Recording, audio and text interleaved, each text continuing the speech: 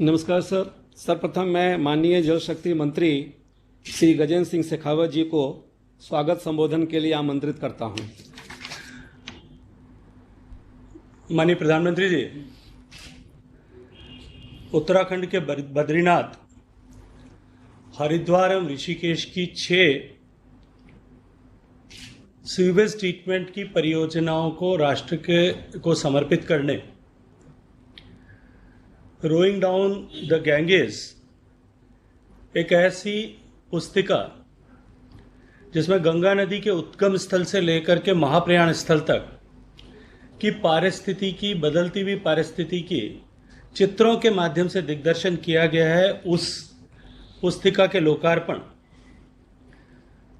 आपके हृदय के सबसे करीब ऐसी योजना जल जीवन मिशन, जिसके माध्यम से देश के प्रत्येक ग्रामीण आवास तक पेयजल उपलब्ध कराने का लक्ष्य लेकर के मंत्रालय काम कर रहा है, उसके लोगों के अनावरण और जल जीवन मिशन की सफलता का मेरुदंड ग्राम पंचायत और पानी समितियों की भूमिका है। उनके लिए एक मार्गदर्शिका के लोकार्पण के अवसर पर आज आयोजित इस वर्चुअल कार्यक्रम में आपने समय देकर के मेरे विभाग, मेरे मंत्रालय को अनुग्रहित किया है। मैं आपका स्वागत करते हुए आपका हृदय से आभार व्यक्त करना चाहता हूं। कार्यक्रम में उपस्थित आदरणीय महामहिम राज्यपाल महोदया, आदरणीय मुख्यमंत्री उत्तराखंड, मंत्रालय में मेरे साथी आदरणीय रतनलाल कटारिया साहब, विभिन्न अधिकारीगण और ऐसे 6 स्थान जहां ये सीवेज परियोजनाओं को राष्ट्र को समर्पित आज आपके करकमलों से द्वारा किया जाना है, उन सब स्थानों पर बैठे जनप्रतिनिधिगण और प्रिय बंधुओं बहनों, मैं आप सबका भी आज इस कार्यक्रम में बहुत सारा स्वागत करता हूं। माननीय प्रधानमंत्री जी, आपने अनेक बार आपके अपने उद्धरणों में इस बात को कहा है कि जल हमारे जीवन का आधार है, लेकिन आज पूरे विश्व के सामने एक चुनौती है और यथा हमारे देश के सामने भी एक बहुत बड़ी चुनौती है। लेकिन जिस तरह से पिछले लंबे समय से आपने आपके मार्गदर्शन में, आपके नेतृत्व में जिस तरह से सरकार ने काम किया है और बहुआयामी प्रयास जल के क्षेत्र पर में जो किए गए हैं, राष्ट्र को जल समृद्ध बनाने के लिए जो किए गए, उनका प्रभाव और परिणाम अब दिखाई देने लगा है। आपने बारंबार अपने अनेक अवसरों पर मन की बात से लेकर के पंचायतों के चुने हुए जनप्रतिनिधियों को व्यक्तिगत संबोधन पत्र लिखने के माध्यम से और अन्य प्लेटफॉर्म्स पर आपके द्वारा रखे गए विषयों के कारण से निश्चित ही जल संचय, जल संरक्षण, भूजल के पुनर्भरण और इसके विवेकपूर्ण उपयोग के विषय में लोगों में जन चेतना का आगाज हुआ है और यह आंदोलन अब जन जन का विषय बनने लगा है। माननीय प्रधानमंत्री जी, आपने रिसाइकल एवं रीयूज पर भी विशेष बल देते हुए बारंबार देश का ध्यान आकृष्ट किया है। मां गंगा हम सब के लिए निश्चित ही सांस्कृतिक विरासत है, हम सब के लिए आस्था का विषय तो है ही, लेकिन आपने मार्गदर्शन दिया नेशनल गंगा काउंसिल की मीटिंग के समय कि यह हमारे आर्थिक जीवन का आधार भी है। इसलिए गंगा के विभिन्न पक्षों पर चिंतन करते और काम करते समय हमें इसकी आर्थिक महत्ता और उसके लिए जन चेतना के दिशा में प्रयास करने का भी आपने हम सबको मार्गदर्शन दिया था। माननीय प्रधानमंत्री जी, 1985 से 2014 तक गंगा की शुचिता के लिए प्रयास हुए, लेकिन टुकड़ों टुकड़ों में अलग अलग जगह प्रयास करने और साथ ही साथ में बहुत पीस मील में काम करने के केवल 4,000 करोड़ रुपया खर्च हुआ था के कारण से जिस तरह के परिणामों की अपेक्षा थी, राष्ट्र को जिस तरह के परिणामों की अपेक्षा थी, वैसे परिणाम नहीं हो पाए। लेकिन आपके मार्गदर्शन में, आपके नेतृत्व में हमारे पिछले कार्यकाल के समय जिस तरह के प्रयास हुए और आपने नमामि गंगे को एक मिशन मोड में काम करने का जिस तरह से मार्गदर्शन दिया, 20,000 करोड़ रुपए के बजट के साथ में आपने हमें जो काम करने का अवसर दिया, उसके माध्यम से आज नमामि गंगे के द्वारा किए गए कामों का परिणाम सर्वदूर दिखाई देने लगा है। पिछले कुंभ के समय में भी 22 करोड़ से ज़्यादा लोग, जो अनुमानित संख्या में जो लोग कुंभ के समय कुंभ उपस्थित हुए थे, उन सब लोगों ने निश्चित रूप से इसको अनुभव भी किया है और इसके बारे में अनेक लोगों ने इसके बारे में अपनी अनुशंसाएं भी की है। माननीय प्रधानमंत्री जी, अब तक कुल मिलाकर के 315 परियोजनाएं आपके मार्गदर्शन में, आपके नेतृत्व में नमामि गंगे मिशन द्वारा पूरे गंगा के प्रवाह क्षेत्र के साथ साथ में गंगा की सहायक नदियों पर भी ली गई हैं, जिनकी कुल लागत अब तक हम 28,854 करोड़ रुपए के योजनाएं स्वीकृत कर चुके हैं और इनमें से 9,000 करोड़ रुपए की लागत की लगभग 132 से ज़्यादा परियोजनाएं पूरी हो चुकी हैं और इनके स्पष्ट परिणाम भी अब माननीय प्रधानमंत्री जी दिखाई देने लगे हैं। पूर्व में जो गंगा एक्शन प्लान के तहत जो काम जिनका जिक्र मैंने किया, उसके तहत जो काम हुए थे और उनके फेल्योर के पीछे जो कारण थे, उनसे सीख लेते हुए आपके मार्गदर्शन के अनुरूप हमने एक नई प्रणाली, हाइब्रिड एन्युटी प्रणाली, ऐसी जो है Ganga national Ganga mission, Namami Gange mission के कार्यक्रमों में ली है और उसमें आने वाले 15 वर्षों तक उसके संचालन और रखरखाव पर भी हमने जो है उसी कंसेशनर को जिम्मेदारी दी है, ताकि लंबे समय तक हम उन परियोजनाओं को सुचारू रूप से चला सकें। माननीय प्रधानमंत्री जी, गंगा एक्शन प्लान के तहत गिने चुने 1, 2, 3, 4 शहरों में टुकड़ों में, जैसा मैंने कहा, काम हुआ था, लेकिन आपके मार्गदर्शन में हमने इस नमामि गंगे मिशन में 97 शहर, 100 में से केवल 3 कम से ऐसे शहरों में, और साथ ही साथ गंगा नदी के किनारे पर बसे हुए 4600 ऐसे गांव, जिनको गंगा ग्राम की हमने आपके मार्गदर्शन में जिनको नाम दिया, उन सब जगह पर एक साथ समन्वित स्वरूप से हमने प्रयास किया और उसी के कारण से आज गंगा के पानी की शुचिता में ये प्रभाव दिखाई दे रहा है।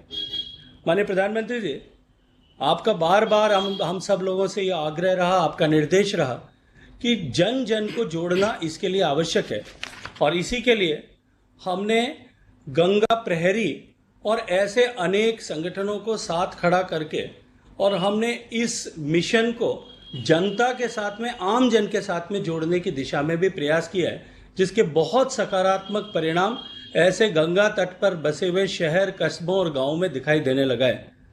माननीय प्रधानमंत्री जी, गंगा में शुचिता के साथ साथ में अविरलता भी बनी रहे, ऐसा आपका स्पष्ट मार्गदर्शन और निर्देश था और इसके लिए हमने ई फ्लो की अधिसूचना भी जारी की है और उसके साथ साथ में इस जल की एफिशिएंसी को बढ़ाना और गंगा नदी और उसकी सहायक नदियों के कैचमेंट एरिया के ट्रीटमेंट के लिए भी हमने समन्वित संकलित प्रयास अपने विभाग के द्वारा और साथ साथ में अन्य लाइन मिनिस्ट्रीज के साथ में मिलकर, प्रदेशों के साथ मिलकर के हमने किए हैं।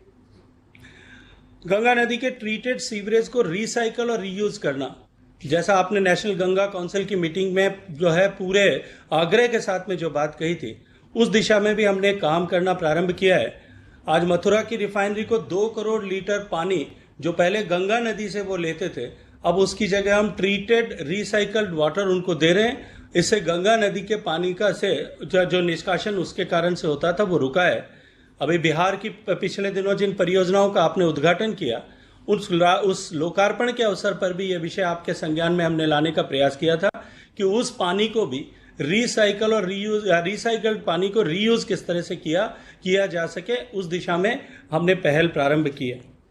माननीय प्रधानमंत्री जी, गंगा को 60% से अधिक जो प्रदूषण मिलता है वो केवल 10 शहरों पर से ही मिलता है। ऐसे बड़े शहरों में 100% जो है ट्रीटमेंट हो जाए, इस दिशा में हम बहुत तेजी से काम कर रहे हैं। प्रधानमंत्री जी, गंगा की सहायक नदियों में बेसिन अप्रोच के तहत यमुना, रामगंगा, काली, गोमती, सरयू, गंडक, घाघरा इत्यादि नदियों पर हम प्रभावी काम कर रहे हैं। 2649 MLD की ऐसी उपचार क्षमता बनाने के लिए सहायक नदियों पर 38 सीवरेज परियोजनाएं, जिनकी लागत 7,650 करोड़ रुपए होगी, हमने काम प्रारंभ कर दिया है। माननीय प्रधानमंत्री जी, हरिद्वार, ऋषिकेश और मुनि की रेती में वर्ष 2035 तक के लिए STP क्षमता का, जो 35 तक के लिए प्रभावी रहेगी, ऐसी STP क्षमता का विकास हो चुका है। प्रयागराज में भी सीवरेज नेटवर्क परियोजना पूरी कर ली गई है। 100 साल से अधिक पुराना सीसामऊ नाला, जब आप गंगा काउंसिल की मीटिंग के समय कानपुर पधारे थे तब आपने प्रत्यक्ष वहां जाकर के देखा भी था, वहां खड़े रह करके आपने और माननीय मुख्यमंत्री जी ने वहां सेल्फी भी ली थी। वो आज बंद हो गया है और वो निश्चित रूप से लोगों के लिए बदले हुए स्वरूप में कौतूहल का विषय बना है। कानपुर में चमड़ा उद्योग की टैनरीज के कारण से होने वाले प्रदूषण के लिए भी एक ट्रीटमेंट प्लांट का निर्माण हो चुका है, जिससे वहां से ट्रीटमेंट के बाद में ही पानी जो है उस पानी का पुनः उपयोग के लिए भी हम प्रयास कर रहे हैं, लेकिन पानी ट्रीटमेंट के बाद में ही नदी में आए इस दिशा में हम काम कर रहे हैं। माननीय प्रधानमंत्री जी, घाट और मोक्षधाम के तहत नमामि गंगे के मिशन के तहत इस दिशा में भी हमने प्रभावी काम किए हैं। पिछले दिनों बिहार के लोकार्पण के अवसर पर जो पटना शहर में जिस तरह का रिवर फ्रंट बनाया गया है उसके बारे में आपने जिस तरह से हमें आशीर्वाद दिया, निश्चित ही उसके कारण से हमारा उत्साहवर्धन हुआ है। माननीय प्रधानमंत्री जी, गंगा के किनारे बसे हुए 4,600 से ज्यादा गांवों को आपके आशीर्वाद से, आपके मार्गदर्शन में हमने निर्मल ग्राम बनाया और अब उन गांवों में हम जैविक खेती में को बढ़ावा दे रहे हैं। गंगा नदी के किनारे के 5 किलोमीटर तक ऐसी जैविक खेती की व्यापक परियोजनाएं हमने आपके आशीर्वाद से ली है। वनीकरण और जैव विविधता के संरक्षण के लिए भी हमने वैज्ञानिक तरीकों से अफॉरेस्टेशन हो, वहां पेड़ लगाए जाएं, इस दिशा में भी हमने काम प्रारंभ किया है। माननीय प्रधानमंत्री जी, इन सारे सम्मिलित प्रयासों का निश्चित रूप से परिणाम अब दिखाई देने लगा है। आज उत्तराखंड की इन जिन परियोजनाओं का आपके माध्यम से राष्ट्र को जो है अर्पण हो रहा है, उसके बाद में ऋषिकेश गंगा के उद्गम स्थल से लेकर हरिद्वार तक कुछ एक आध छोटा सा काम अभी बाकी है। कुंभ से पहले मैं आपको विश्वास के साथ में कह सकता हूं कि गंगा नदी का पानी इस पूरे स्ट्रेच में आगामी कुंभ के समय आचमन के योग्य होगा। इसको हम आपके आशीर्वाद से, आपके मार्गदर्शन में सुनिश्चित करेंगे। माननीय प्रधानमंत्री जी, आपने विभिन्न कार्यक्रमों के अतिरिक्त, विभिन्न योजनाओं के अतिरिक्त, जैसा मैंने कहा कि अब की बार अपने पूरे देश में हर एक गांव में हर घर तक पीने का पानी, स्वच्छ पानी और समुचित मात्रा में पानी हर परिवार को मिले, ऐसा 2019 में लाल किले से संकल्प देश के सामने रखा था। और उस संकल्प के माध्यम से आपने कहा था कि 2024 तक हम हर घर तक पीने का पानी पहुंचाएंगे। 15 अगस्त 2019 को जब आपने घोषणा की थी तो मात्र 18.93 लगभग 19 करोड़ जो ग्रामीण आवास हैं उनमें मात्र 17% यानी 3.23 करोड़ घरों तक ही केवल जो है घर पे पीने का पानी पहुंचता था। आपके आशीर्वाद से, आपके सतत मार्गदर्शन से मैं धन्यवाद ज्ञापित करता हूं। आज हम लोग 5.53 करोड़ 5.53 लाख घरों तक यानी 2.30 करोड़ घरों तक हम पीने का पानी पहुंचाने में सफल हुए हैं। पिछले दिनों स्वतंत्रता दिवस के अवसर पर आपने हमें जिस तरह से अपने भाषण में आशीर्वाद दिया, मैं उसके लिए भी मंत्रालय की तरफ से आपका आभार व्यक्त करना चाहता हूं। माननीय प्रधानमंत्री जी, 1,55,000 हैबिटेशंस तक हम पीने का पानी 100% कवरेज कर चुके हैं। देश के 50,000 गांव आपकी इस योजना के माध्यम से आज 100% कवर्ड गांव हैं। देश के 387 ब्लॉक्स 100% कवर हो गए हैं। और माननीय प्रधानमंत्री जी, 12 जिले ऐसे हैं जिसमें आज एक भी घर पीने के पानी की इस सुविधा से शेष नहीं है। क्वालिटी अफेक्टेड एरिया, जहां पीने के पानी में अशुद्ध होने के कारण से जो समस्याएं आती थी, उस समस्याओं के समाधान के लिए, हम स्थायी समाधान के लिए हम पूरे परिश्रम के साथ काम कर रहे हैं। और मुझे पूरा विश्वास है कि इस वर्ष के अंत तक हम ऐसा एक भी हैबिटेशन बाकी नहीं रखेंगे जिसमें पीने का पानी जो है उसकी क्वालिटी खराब हो और उसके कारण से लोगों के स्वास्थ्य पर प्रतिकूल असर पड़े। माननीय प्रधानमंत्री जी, ग्राम पंचायतों का रोल, जैसा मैंने कहा कि इस योजना की सफलता के लिए बहुत क्रिटिकल है। आज आपने ये जो आज मार्गदर्शिका का आपके कर कमलों द्वारा जो लोकार्पित होनी है, निश्चित ही इसके माध्यम से गांव में बैठे लोग अपनी परियोजनाओं को ओन करते हुए उनका संचालन कर पाएंगे। आपकी भावना के अनुरूप हम इन सब कामों में सफल होंगे। देश को जल समृद्ध बनाने के लिए, देश में जल संरक्षण का वातावरण बनाने के लिए, देश में जल के विवेकपूर्ण उपयोग के लिए लोगों का मार्गदर्शन करने, जन चेतना जागरण करने के लिए, जल के जमीन में पुनर्भरण के लिए एक अटल भूजल योजना के माध्यम से डिमांड साइड मैनेजमेंट की एक नई चेतना देश में जागरण करने के लिए आपके मार्गदर्शन में जो पहल हुई है, मैं आपका आभार व्यक्त करता हूं। आज आपने हमें अपना अमूल्य समय दिया, इसके लिए आपका बहुत सारा अभिनंदन, आभार, धन्यवाद। धन्यवाद सर। अब उत्तराखंड में नमामि गंगे परियोजना पर आधारित लघु चलचित्र का प्रदर्शन किया जाएगा।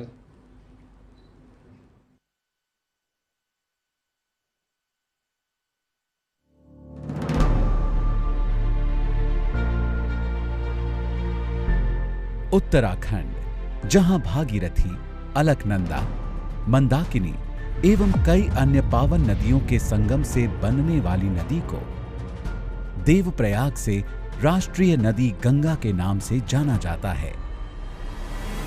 वर्ष 2014 में उत्तराखंड में सीवेज ट्रीटमेंट की कुल क्षमता मात्र 61.5 मिलियन लीटर प्रतिदिन थी, जिसकी वजह से दूषित जल गंगा में मिल रहा था।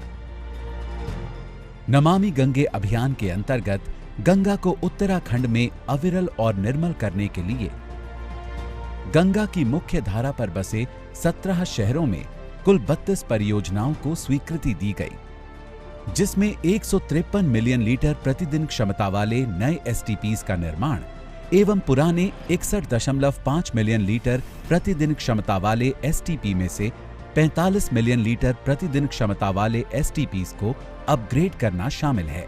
गंगा जी की स्वच्छता, गंगा जल की स्वच्छता का सीधा प्रभाव इन शहरों में रहने वाले करोड़ों लोगों पर पड़ता है। सरकार का प्रयास है कि गंगा के किनारे बसे जितने भी शहर हैं, वहां बड़े बड़े गंदे नालों का पानी सीधे गंगा जी में गिरने से रोका जाए।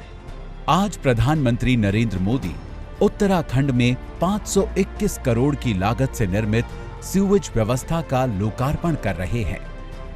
इनमें से हरिद्वार में जगजीतपुर एसटीपी एवं जगजीतपुर और सराय में अपग्रेडेड एसटीपी, ऋषिकेश में लक्कड़ घाट एसटीपी, मुनि की रेती में चोरपानी एसटीपी, चंद्रेश्वर नगर एसटीपी और बद्रीनाथ में 2 नए एसटीपी शामिल हैं।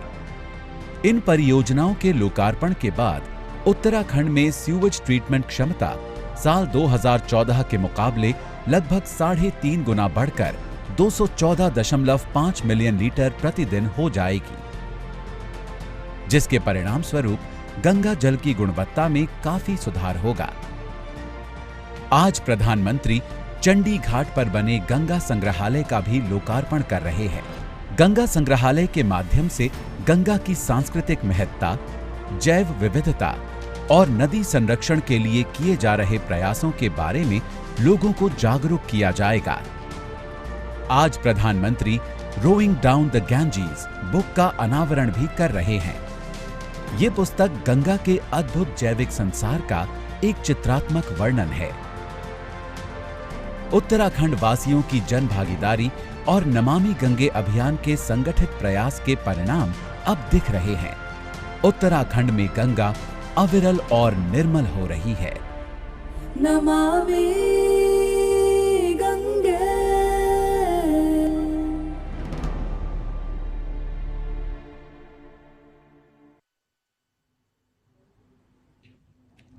अब मैं माननीय मुख्यमंत्री उत्तराखंड श्री त्रिवेंद्र सिंह रावत जी को संबोधन के लिए आमंत्रित करता हूं। सर्वप्रथम मैं देवभूमि उत्तराखंड की ओर से माननीय प्रधानमंत्री श्री नरेंद्र मोदी जी का गंगा की स्वच्छता एवं निर्मलता के लिए किए जा रहे भगीरथ प्रयासों के लिए उनका अभिनंदन करता हूं और आभार व्यक्त करता हूं।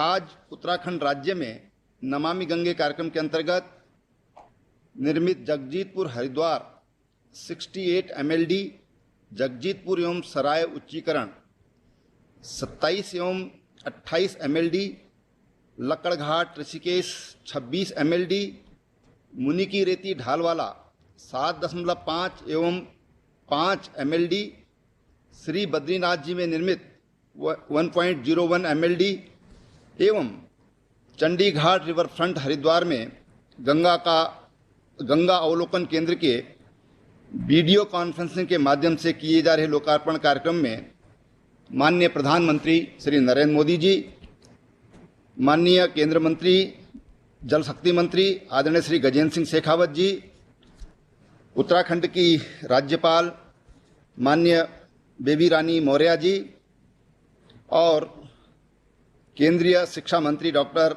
रमेश पोखरियाल निशंक जी, सभी अन्य मंत्रीगण, सांसदगण, विधानसभा के हमारे सम्मानित अध्यक्ष, मैं सभी का हार्दिक स्वागत करता हूं। माननीय प्रधानमंत्री जी, हम सब विदित हैं कि आदिकाल से ही गंगा भारत की प्राकृतिक संपदा ही नहीं वरन जीवनदायिनी तथा मोक्षदायिनी नदी के रूप में जन जन की भावनात्मक आस्था का आधार भी है। उत्तराखंड राष्ट्रीय नदी गंगा एवं इसकी प्रमुख सहायक नदियों का उद्गम स्थल है। गंगा किनारे सदियों से विकसित सभ्यता भारतीय संस्कृति का अभिन्न अंग है, परंतु गत वर्षों में जनसंख्या वृद्धि तथा मानव जनित गतिविधियों में वृद्धि के कारण गंगा नदी के पानी की नैसर्गिक गुणवत्ता तथा उपलब्धता प्रभावित हुई है। माननीय प्रधानमंत्री जी, आपके आशीर्वाद से, आपके कुशल मार्गदर्शन में इस दिशा में संपूर्ण प्रयास हुए और तमाम कार्यक्रम इस दिशा से संचालित किए गए और उसका परिणाम आज साफ साफ दिखाई देता है। आज हरिद्वार से आगे गंगा नदी में डॉल्फिन दिखाई देती हैं। हरिद्वार के आसपास जो यहाँ से बहुत दूर अपर साइड में चली गई थी महासीर मछलियाँ आज यहाँ पर दिखाई दे रही हैं। ये सब माननीय प्रधानमंत्री जी, आपने जो माँ गंगा की निर्मलता के लिए और अविरलता के लिए जो भगीरथ प्रयास किया, उसी का ये परिणाम आज हमको देखने को मिल रहा है। हम सब जानते हैं कि गंगा लगभग 2525 किलोमीटर की लंबाई तय करके और गंगा सागर में विलीन हो जाती हैं।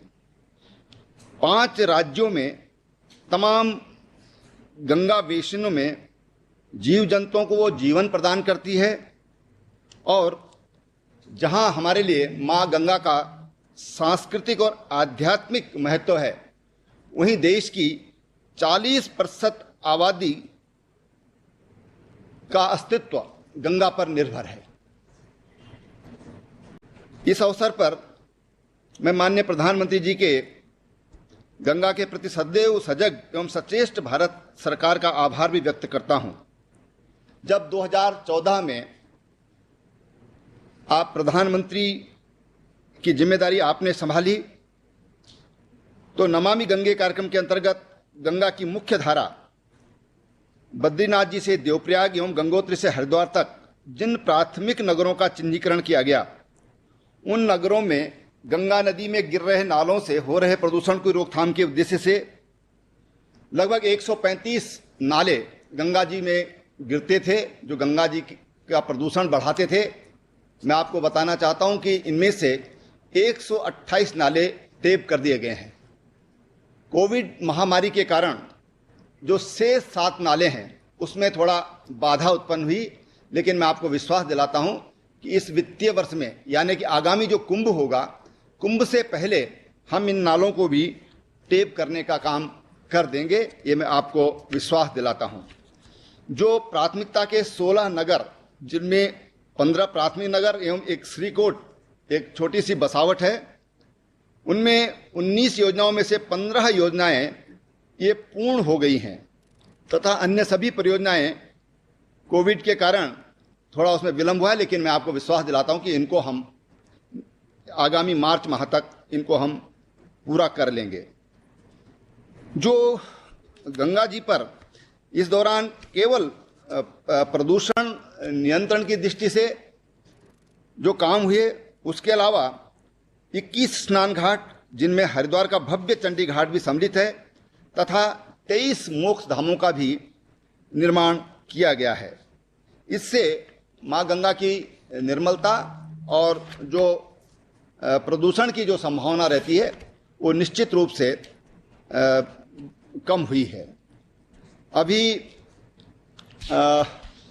मैं माननीय प्रधानमंत्री जी यह भी बताना चाहूँगा कि हम इसके लिए निरंतर प्रयासरत हैं।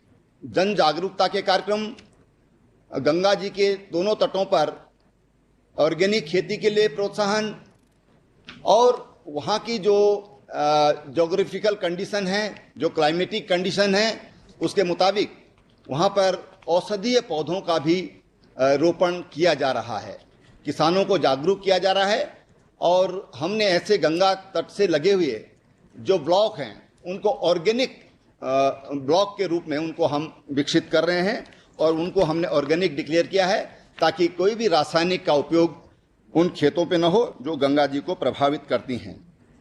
माननीय प्रधानमंत्री जी, कानपुर में आपने एक नई संकल्पना दी थी अर्थ गंगा की, और उस आपने अर्थ गंगा के मॉडल को विकसित किए जाने के लिए प्रयास किया जाएगा, आपने ये बात वहाँ पर कही थी।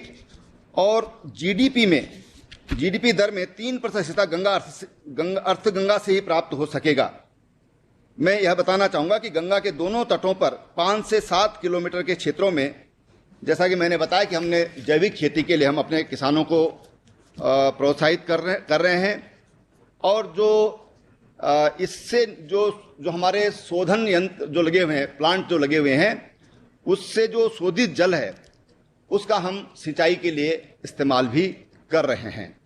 और उस जल को इस्तेमाल करने में हमारे किसानों ने कहीं कोई हिचक भी नहीं दिखाई है, बल्कि उसको उन्होंने स्वीकार किया है और उसका उपयोग हम आज खेतों के लिए कंपोस्ट के रूप में भी वो उपयोग हो रहा है।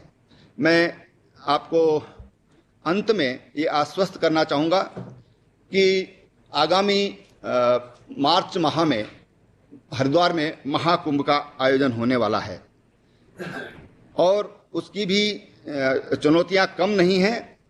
कुंभ में आने वाले जो श्रद्धालु हैं वो निर्मल गंगा में स्नान करके जाएं, वो एक संदेश लेकर जाएं कि माननीय प्रधानमंत्री जी के आह्वान पर गंगा स्वच्छ हुई है, गंगा निर्मल हुई है, और ये प्रयत्न हमारी सरकार कर रही है और हम इसके प्रति सदैव प्रतिबद्ध हैं, ये मैं आपको आश्वस्त करना चाहता हूं। और अंत में मैं आपका बहुत बहुत आभार प्रकट करता हूं माननीय जल शक्ति मंत्री जी, उनके सहयोगी रतनलाल कटारिया जी, उनका भी मैं बहुत बहुत आभार करता हूं। बहुत बहुत धन्यवाद। धन्यवाद सर। अब मैं माननीय प्रधानमंत्री जी से सविनय अनुरोध करता हूं कि वे राष्ट्रीय स्वच्छ गंगा मिशन एवं भारतीय वन्य जीव संस्थान द्वारा तैयार की गई पुस्तक रोइंग डाउन द गैंगेज का विमोचन करें।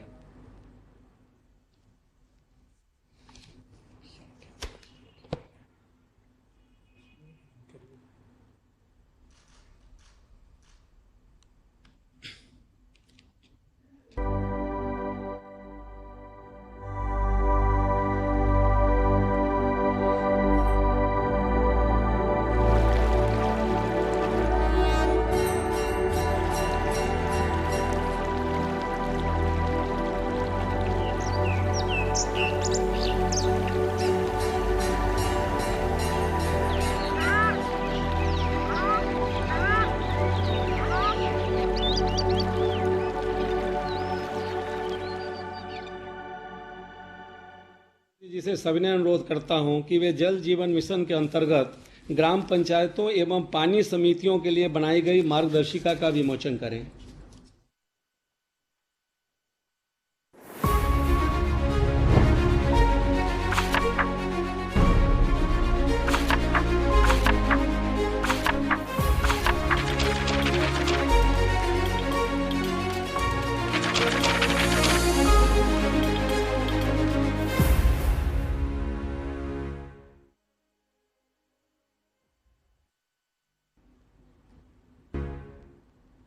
अब मैं माननीय प्रधानमंत्री जी से सविनय अनुरोध करता हूं कि वे एक लघु फिल्म के माध्यम से जल जीवन मिशन के लोगों का अनावरण करें।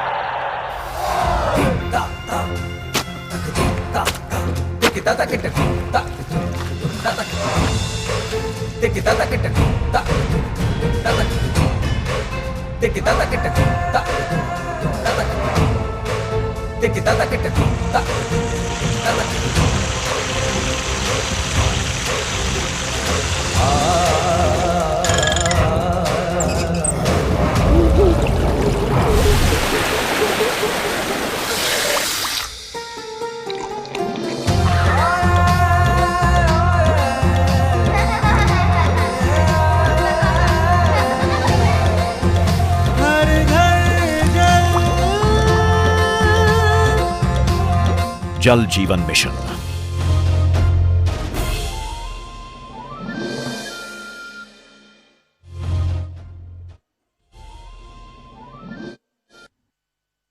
और इस में नवनिर्मित 7 सीवरेज ट्रीटमेंट प्लांट्स के द्वारा प्रतिदिन 15 करोड़ 25 लाख लीटर दूषित पानी को गंगा में जाने से रोका जा सकेगा।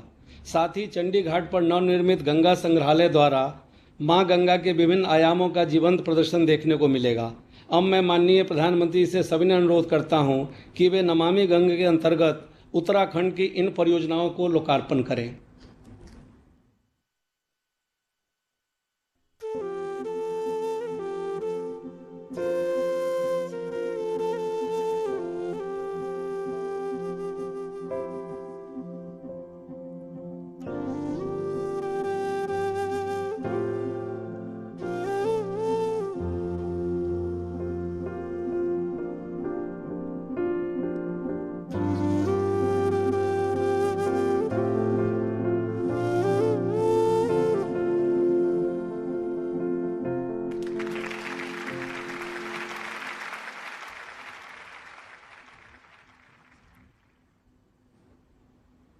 धन्यवाद सर।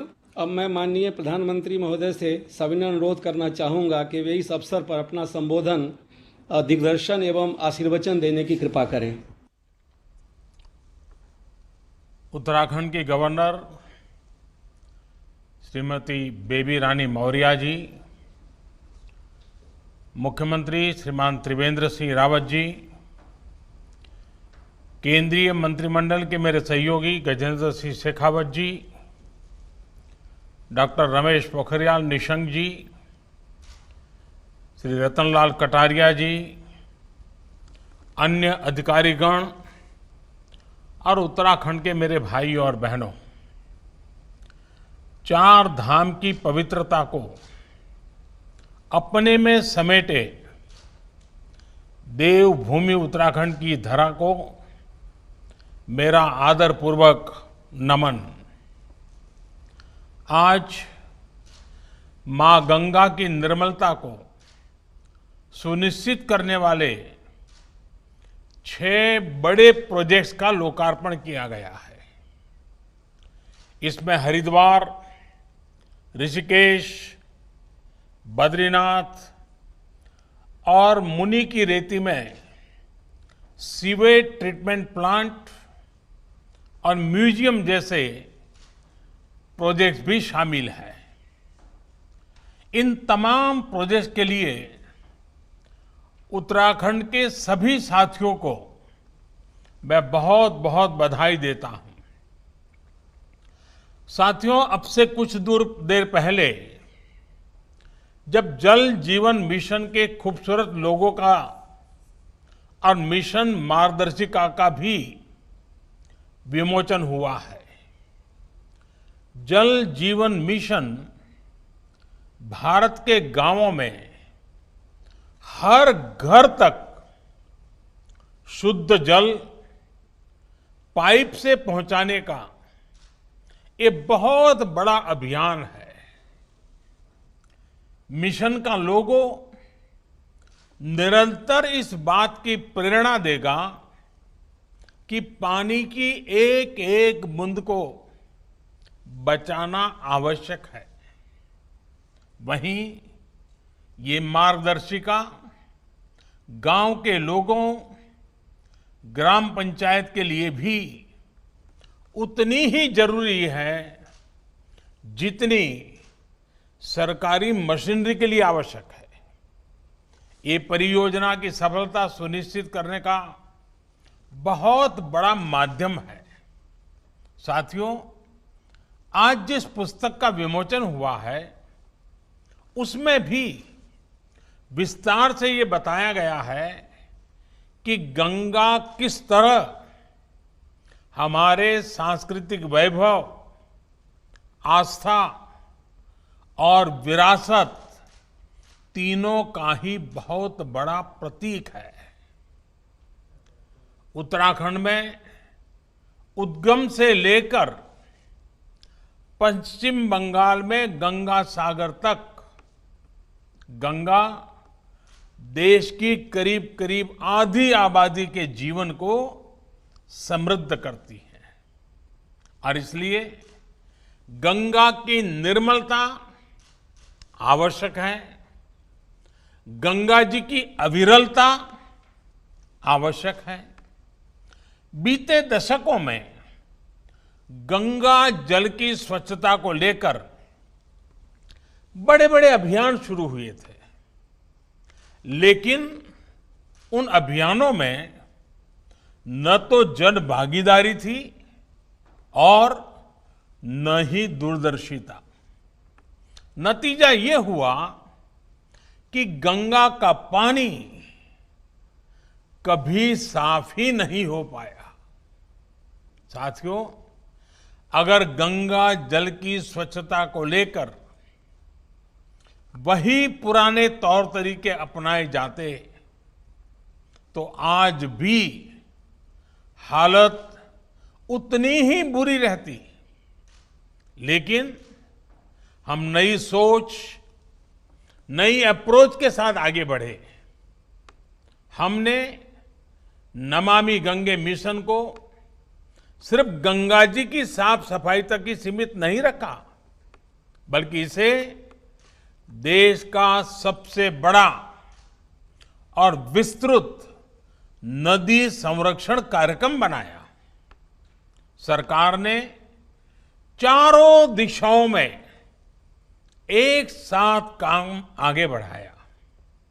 पहला, गंगा जल में गंदा पानी गिरने से रोकने के लिए सीवेज ट्रीटमेंट प्लांटों का जाल बिछाना शुरू किया। दूसरा, सीवेज ट्रीटमेंट प्लांट ऐसे बनाए जो अगले 10-15 साल की भी जरूरतें पूरी कर सके। तीसरा, गंगा नदी के किनारे बसे 100 बड़े शहरों और 5000 गांवों को खुले में शौच से मुक्त करना। और चौथा, जो गंगा जी की सहायक नदियां हैं उनमें भी प्रदूषण रोकने के लिए पूरी ताकत लगाना। साथियों, आज इस चौतरफा काम का परिणाम हम सभी देख रहे हैं। आज नमामि गंगे कार्यक्रम के तहत 30,000 करोड़ रुपए से अधिक की परियोजनाओं पर या तो काम चल रहा है या फिर पूरा हो चुका है।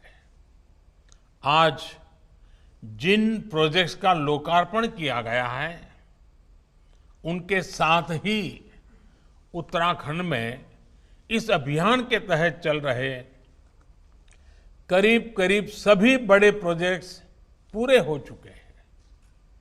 हजारों करोड़ के इन प्रोजेक्ट से सिर्फ 6 सालों में ही उत्तराखंड में सीवेज ट्रीटमेंट की क्षमता करीब करीब 4 गुना हो चुकी है। साथियों, उत्तराखंड में तो स्थिति ये थी कि गंगोत्री, बद्रीनाथ, केदारनाथ से हरिद्वार तक 130 से ज्यादा नाले गंगा जी में गिरते थे। आज इन नालों में से अधिकतर को रोक दिया गया है। इसमें ऋषिकेश से सटे मुनि की रेती का चंद्रेश्वर नगर नाला भी शामिल है। इसके कारण यहां गंगा जी के दर्शन के लिए आने वाले, राफ्टिंग करने वाले साहसिक साथियों को बहुत परेशानी होती थी। आज से यहां देश का पहला 4 मंजिला सीवेज ट्रीटमेंट प्लांट शुरू हो चुका है। हरिद्वार में भी ऐसे 20 से ज्यादा नालों को बंद किया जा चुका है। साथियों, प्रयागराज कुंभ में गंगा जी की निर्मलता को दुनिया भर के श्रद्धालुओं ने अनुभव किया था। अब हरिद्वार कुंभ के दौरान भी पूरी दुनिया को निर्मल गंगा स्नान का अनुभव होने वाला है और उसके लिए लगातार प्रयास चल रहे हैं। साथियों, नमामि गंगे मिशन के तहत ही गंगा जी पर सैकड़ों घाटों का सुंदरीकरण ये किया जा रहा है और गंगा विहार के लिए आधुनिक रिवर फ्रंट के निर्माण का कार्य भी किया जा रहा है। हरिद्वार में तो रिवर फ्रंट बनकर तैयार है। अब गंगा म्यूजियम के बनने से यहां का आकर्षण और अधिक बढ़ जाएगा। ये म्यूजियम हरिद्वार आने वाले पर्यटकों के लिए गंगा से जुड़ी विरासत को समझने का एक माध्यम बनने वाला है। साथियों, अब नमामि गंगे अभियान को एक नए स्तर पर ले जाया जा रहा है।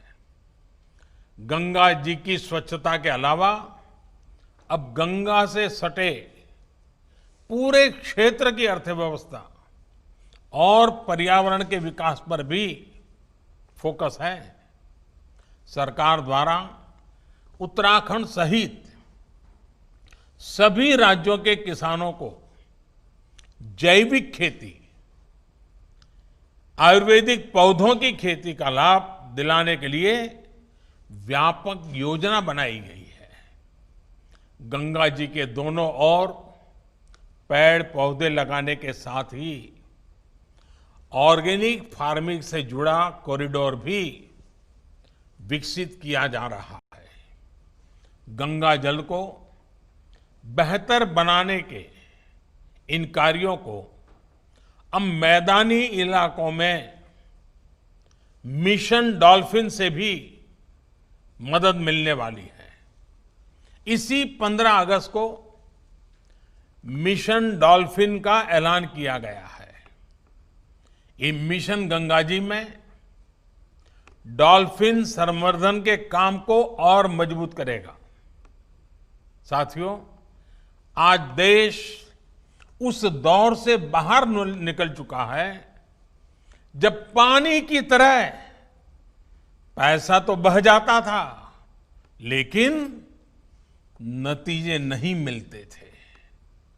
आज पैसा न पानी की तरह बहता है न पानी में बहता है, पर पैसा पाई पाई पानी पर लगाया जाता है। हमारे यहां तो हालत ये थी कि पानी जैसा महत्वपूर्ण विषय अनेकों मंत्रालयों और विभागों में बिखरा पड़ा हुआ था, बटा हुआ था। इन मंत्रालयों में, विभागों में न कोई तालमेल था और न ही समान लक्ष्य के लिए काम करने का कोई स्पष्ट दिशा निर्देश। नतीजा ये हुआ कि देश में सिंचाई हो और फिर पीने के पानी से जुड़ी समस्या, ये निरंतर विकराल ही होते गए। आप सोचिए, आजादी के इतने वर्षों बाद भी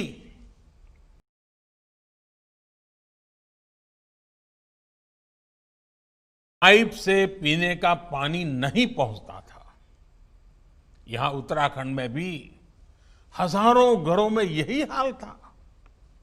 गांवों में, पहाड़ों में जहां आना जाना तब मुश्किल हो, वहां पीने के पानी का इंतजाम करने में सबसे ज्यादा तकलीफ हमारी माताओं को, बहनों को, बेटियों को उठानी पड़ती थी, पढ़ाई छोड़नी पड़ती थी। इन समस्याओं को दूर करने के लिए देश की पानी से जुड़ी सारी चुनौतियों पर एक साथ ऊर्जा लगाने के लिए ही जल शक्ति मंत्रालय का गठन किया गया। मुझे खुशी है कि बहुत ही कम समय में जल शक्ति मंत्रालय ने तेजी से काम संभालना शुरू कर दिया। पानी से जुड़ी चुनौतियों के साथ साथ अब यह मंत्रालय देश के गांवों में हर घर तक जल पहुंचाने के मिशन में जुटा हुआ है। आज जल जीवन मिशन के तहत हर दिन करीब करीब 1 लाख परिवारों को शुद्ध पेयजल की सुविधा से जोड़ा जा रहा है। सिर्फ 1 साल में ही देश के 2 करोड़ से ज्यादा परिवारों तक पीने का पानी पहुंचाया जा चुका है। यहां उत्तराखंड में तो त्रिवेंद्र जी और उनकी टीम ने एक कदम आगे बढ़ते हुए सिर्फ 1 रुपये में पानी का कनेक्शन देने का बीड़ा उठाया है। मुझे खुशी है कि उत्तराखंड सरकार ने साल 2022 तक ही राज्य के हर घर तक जल पहुंचाने का लक्ष्य रखा है। कोरोना के इस कालखंड में भी उत्तराखंड में बीते 4-5 महीने में 50,000 से अधिक परिवारों को पानी के कनेक्शन दिए जा चुके हैं। ये उत्तराखंड सरकार की प्रतिबद्धता को दिखाता है, कमिटमेंट को दिखाता है। साथियों, जल जीवन मिशन गांव और गरीब के घर तक पानी पहुंचाने का तो अभियान है ही। ये एक प्रकार से ग्राम स्वराज,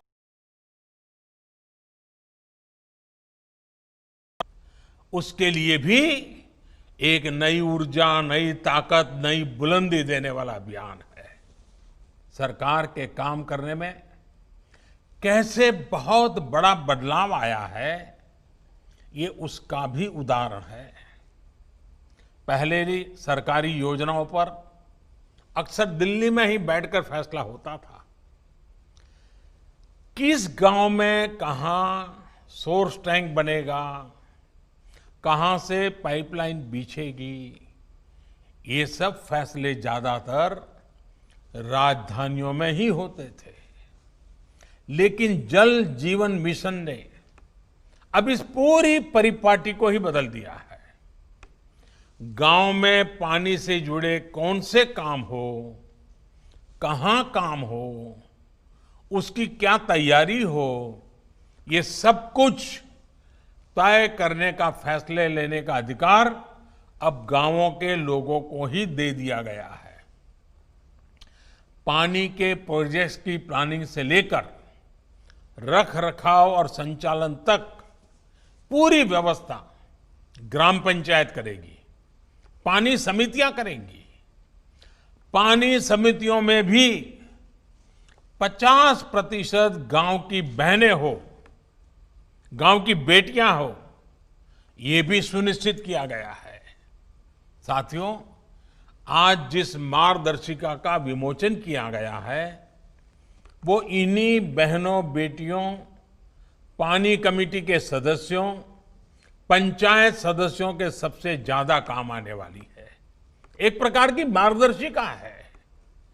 और मेरा पक्का विश्वास है, पानी की कठिनाई क्या होती है, पानी का मूल्य क्या होता है, पानी की आवश्यकता कैसे सुविधा और संकट दोनों लाती है, इस बात को हमारी माताएं बहनें जितना समझती हैं शायद ही कोई समझता है। और इसलिए जब इसका पूरा कारोबार माताओं बहनों के हाथ में जाता है तो बड़ी संवेदनशीलता के साथ, बड़ी जिम्मेदारी के साथ वे इस काम को निभाती हैं और अच्छे परिणाम भी देती हैं। ये गांव के लोगों को एक मार्ग दिखाएगी। ये किताब जो बनाई है वो छोटे मोटे निर्णय करने में, फैसले लेने में मदद करेगी। मैं समझता हूं जल जीवन मिशन ने गांव के लोगों को एक अवसर दिया है। अवसर अपने गांव को पानी की समस्याओं से मुक्त करने का, अवसर है अपने गांव को पानी से भरपूर करने का। मुझे बताया गया है कि जल जीवन मिशन इस 2 अक्टूबर गांधी जयंती से एक और अभियान शुरू करने जा रहा है। 100 दिन का एक विशेष अभियान जिसके तहत देश के हर स्कूल और हर आंगनवाड़ी में नल से जल को सुनिश्चित किया जाएगा। मैं इस अभियान की सफलता की शुभकामना देता हूं और मैं राज्य सरकारों से भी आग्रह करता हूं कि करने जैसा पवित्र काम है, राज्य सरकारें भी पूरी तरह इस जिम्मेवारी को अपने कंधे पर उठाएं और इस काम को 100 दिन में हम पूरा करके दिखाएं। साथियों, नमामि गंगे अभियान हो, जल जीवन मिशन हो, स्वच्छ भारत अभियान हो, ऐसे अनेक कार्यक्रम बीते 6 सालों के बड़े रिफॉर्म्स का हिस्सा है। ये ऐसे रिफॉर्म है जो सामान्य जन के जीवन में, सामाजिक व्यवस्था में हमेशा के लिए सार्थक बदलाव लाने में मददगार है। बीते 1-1.5 साल में तो इसमें और ज्यादा तेजी आई है। अभी जो संसद का सत्र खत्म हुआ है, इसमें देश की किसानों, श्रमिकों और देश के स्वास्थ्य से जुड़े बहुत बड़े बड़े सुधार किए गए हैं। इन सुधारों से देश का श्रमिक सशक्त होगा, देश का नौजवान सशक्त होगा, देश की महिलाएं सशक्त होगी, देश का किसान सशक्त होगा। लेकिन आज देश देख रहा है कि कैसे कुछ लोग सिर्फ विरोध के लिए विरोध कर रहे हैं। साथियों, अब से कुछ दिन पूर्व देश ने अपने किसानों को अनेक बंधनों से मुक्त किया है। अब देश का किसान कहीं पर भी, किसी को भी अपनी उपज बेच सकता है। लेकिन आज जब केंद्र सरकार किसानों को उनके अधिकार दे रही है, तो भी ये लोग विरोध पर उतर आए हैं। ये लोग चाहते हैं कि देश का किसान खुले बाजार में अपनी उपज नहीं बेच पाए। ये लोग चाहते हैं कि किसान की गाड़ियां जब्त होती रहें, उनसे वसूली होती रहे, उनसे कम कीमत पर अनाज खरीदकर बिचौलिए मुनाफा कमाते रहें। ये किसान की आजादी का विरोध कर रहे हैं। जिन सामानों की, उपकरणों की किसान पूजा करता है, उन्हें आग लगाकर ये लोग अब किसानों को अपमानित कर रहे हैं। साथियों, बरसों तक ये लोग कहते रहे एमएसपी लागू करेंगे, एमएसपी लागू करेंगे, लेकिन किया नहीं। एमएसपी लागू करने का काम स्वामीनाथन कमीशन की इच्छा के अनुसार हमारी ही सरकार ने किया। आज ये लोग एमएसपी पर ही किसानों में भ्रम फैला रहे हैं। देश में एमएसपी भी रहेगी और किसानों को कहीं पर भी अपनी उपज बेचने की आजादी भी रहेगी। लेकिन ये आजादी कुछ लोग बर्दाश्त नहीं कर पा रहे हैं। इनकी काली कमाई का एक और जरिया समाप्त हो गया है, इसलिए इन्हें परेशानी है। साथियों, कोरोना के इस कालखंड में देश ने देखा है कि कैसे डिजिटल भारत अभियान ने जनधन बैंक खातों ने, रुपे कार्ड ने लोगों की कितनी मदद की है। लेकिन आपको याद होगा, जब यही काम हमारी सरकार ने शुरू किए थे तो ये लोग इनका कितना विरोध कर रहे थे। इनकी नजरों में देश का गरीब, देश के गांव के लोग अनपढ़ थे, अज्ञानी थे। देश के गरीब का बैंक खाता खुल जाए, वो भी डिजिटल लेन देन करें, इसका इन लोगों ने हमेशा विरोध किया।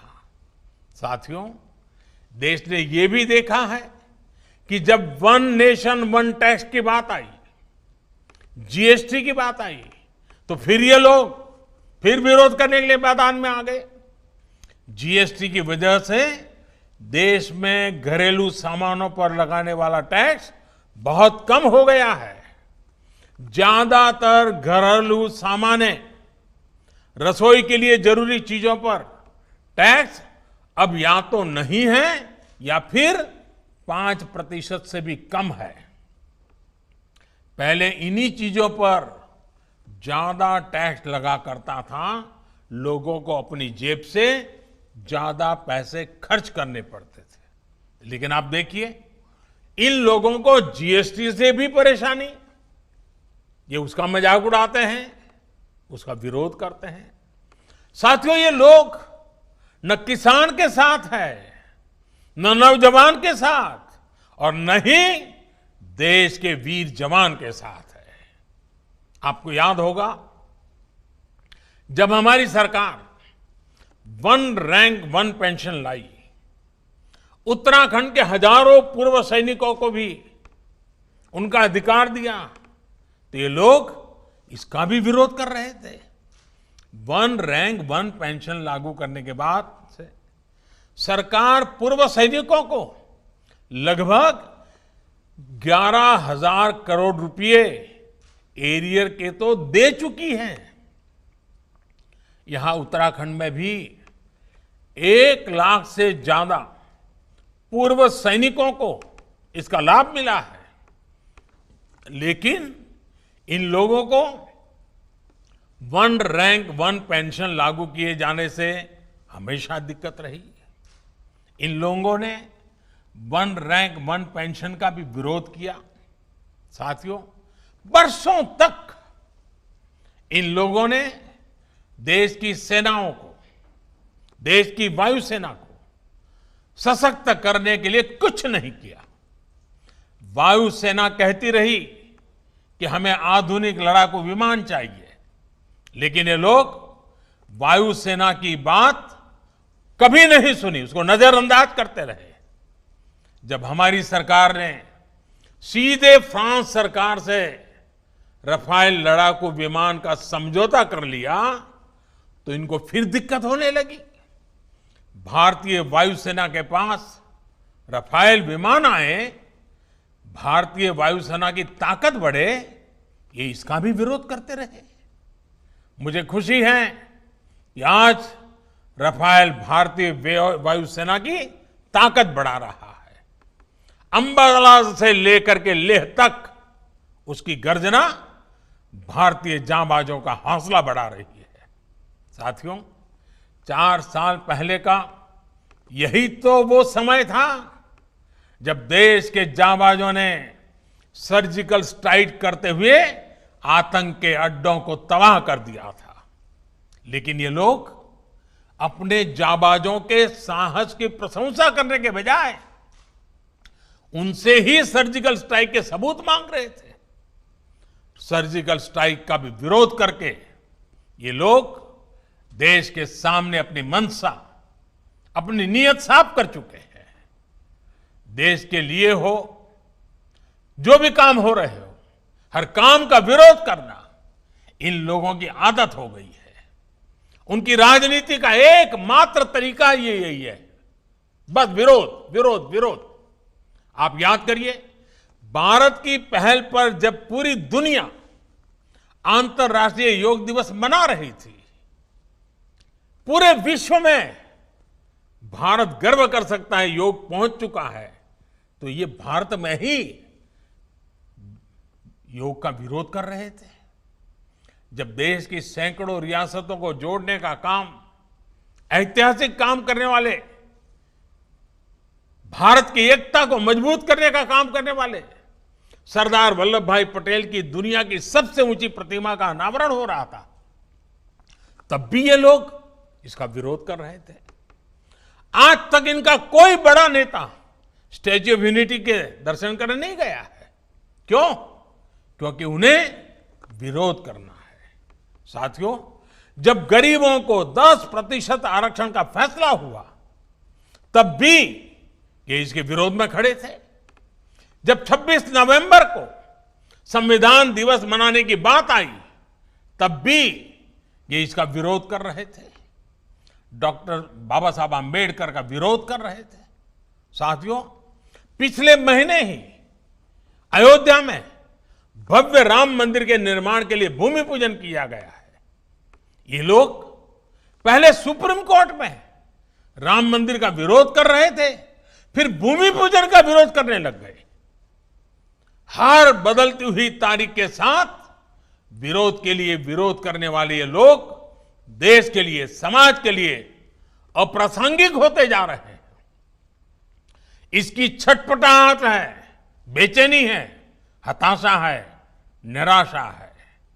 एक ऐसा दल जिसके एक परिवार की 4 पीढ़ियां जिसने देश पर राज किया, वो आज दूसरों के कंधों पर सवार होकर देश हित से जुड़े हर काम का विरोध करवाकर अपने स्वार्थ को सिद्ध करना चाहता है। साथियों, हमारे देश में अनेकों ऐसे छोटे छोटे दल हैं जिन्हें कभी सत्ता में आने का मौका नहीं मिला। अपनी स्थापना के लेकर अब तक उन्होंने ज्यादातर अपना समय विपक्ष में ही बिताया है। इतने वर्षों तक विपक्ष में बैठने के बावजूद उन्होंने कभी देश का विरोध नहीं किया, देश के खिलाफ काम नहीं किया। लेकिन कुछ लोगों को विपक्ष में बैठे कुछ वर्ष ही हुए हैं, उनका तौर तरीका क्या है, उनका रवैया क्या है, वो आज देश भली भांति समझ रहा है, देश उसको बहुत बारीकी से देख रहा है। इनकी स्वार्थ नीति के बीच आत्मनिर्भर भारत के लिए बड़े रिफॉर्म्स का ये सिलसिला देश के संसाधनों को बेहतर बनाने का ये सिलसिला देश हित में है, देश की गरीबी से मुक्ति के अभियान के लिए है, देश को ताकतवर बनाने के लिए है, और ये निरंतर जारी रहेगा। एक बार फिर आप सभी को विकास के सभी प्रोजेक्ट्स के लिए मेरी तरफ से बहुत बहुत बधाई देता हूं। और फिर से मैं यही आग्रह करूंगा, आप अपना ध्यान रखिए, स्वस्थ रहिए, सुरक्षित रहिए। बाबा केदार की कृपा हम सभी पर बनी रहे, इसी कामना के साथ बहुत बहुत धन्यवाद। जय गंगे। बहुत बहुत धन्यवाद सर।